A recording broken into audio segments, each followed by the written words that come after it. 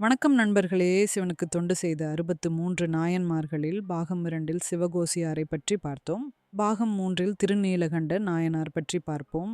63 நாயன்மார்களில் முதன்மையானவர்களில் ஒருவராக கருதப்படுபவர் திருநீலகண்ட நாயனார்.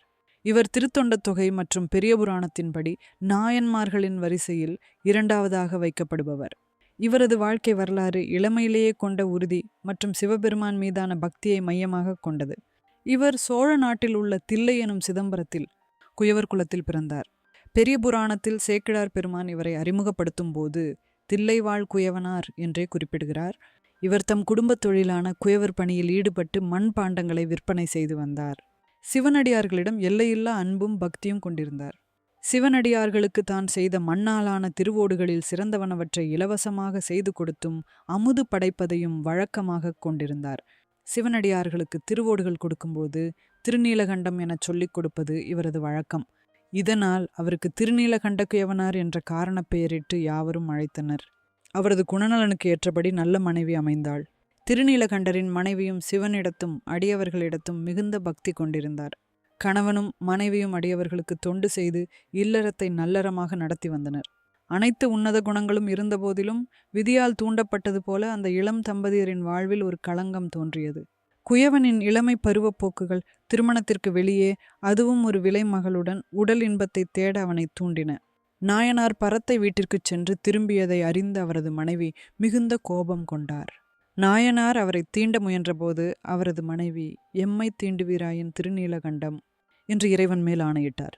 எம்மை என்பது பெண்குலத்தையே குறிப்பதாக கருதிய நாயனார் அன்று முதல் தன் மனைவியை மட்டுமன்றி உலகிலுள்ள எந்த பெண்ணையுமே தீண்டுவதில்லை என்று மனதுக்குள் சபதம் ஏற்றார். பல ஆண்டுகள் கடந்தன. இருவரும் ஒரே வீட்டில் வசித்தனர். ஆனால் ஒருவர் மற்றவரை தொடாமல் வாழ்ந்து வந்தனர். இளமை கடந்து முதுமை வந்தும் அவர்கள் தங்கள் சபதத்தில் இருந்து பின்வாங்கவில்லை. இவர்களது இந்த அரிய தியாகத்தை உலகுக்கு காட்ட சிவபெருமான் விரும்பினார். சிவபெருமான் ஒரு முதிய சிவயோகியின் வேடம் பூண்டு நாயனாரின் வீட்டிற்கு வந்தார். அவரிடம் ஒரு மண் ஓட்டை கொடுத்து, இது மிகவும் விலை மதிப்பற்றது. நான் யாத்திரை சென்று திரும்பும் வரை இதனை பத்திரமாக வைத்திரு என்று கூறிச் சென்றார். சில காலம் கழித்து வந்த யோகி தான் கொடுத்த ஓட்டை கேட்டார். ஆனால் இறைவன் அருளால் அந்த ஓடு மறைந்து போயிருந்தது. நாயனார் எவ்வளவோ தேடியும் கிடைக்கல. அதற்கு பதிலாக வேறு புதிய ஓடு தருகிறேன் என்று நாயனார் சொல்ல சிவனடியாருக்கு மேலும் கோபம் வந்தது. என்ன, வேறு ஒரு ஓடு தருகிறாயா? நன்று நீலகண்டா, நன்று ஓட்டின் அருமை பெருமை பற்றி நாம் கூறியதனால் அந்த ஓட்டை திருடியிருக்கிறாய் என்று சீறினார் செஞ்சடை வண்ணர். ஐயனே, உண்மையாகவே கூறுகிறேன், அடியேன் தங்களது திருவோட்டை திருடவில்லை என்று நீலகண்டர் கூறினார். அப்படி திருடவில்லை என்பது உண்மையானால் திருவோட்டை நான் திருடவில்லை என்று மனைவியின் கையை பற்றி பொற்றாமரை குளத்தில் இறங்கி நீரிடை மூழ்கி சத்தியம் செய்து உண்மையை நிலைநாட்டினால் அது போதும் என்றார். தன்னால் மனைவியை தீண்ட முடியாது என்பதை விளக்கியும் முதியவர் ஏற்கவில்லை. இறுதியில் தில்லை கோயில் குளத்தில் நாயனாரும் அவர் மனைவியும் ஒரு மூங்கிலின் இரு முனைகளை பிடித்து கொண்டு குளத்தில் மூழ்கினர். அவர்கள் மூழ்கி எழுந்தபோது முதுமை நீங்கி இளமை ததும்பும் கோலத்துடன் வெளிப்பட்டனர்.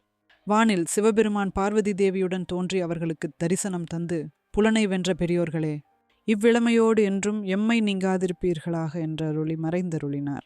நாயனாரும் துணைவியாரும் இவ்வுலகிலே இறைபணியாற்றிச் சிவலோகம் அடைந்து பெறலரும் இளமை பெற்று பேரின்பமுற்றனர்.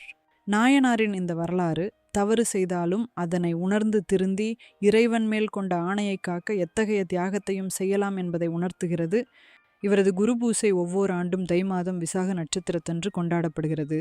இந்த வீடியோ உங்களுக்கு பிடிச்சிருந்தால் லைக் பண்ணுங்க, ஷேர் பண்ணுங்க, சப்ஸ்கிரைப் பண்ணுங்க. நன்றி.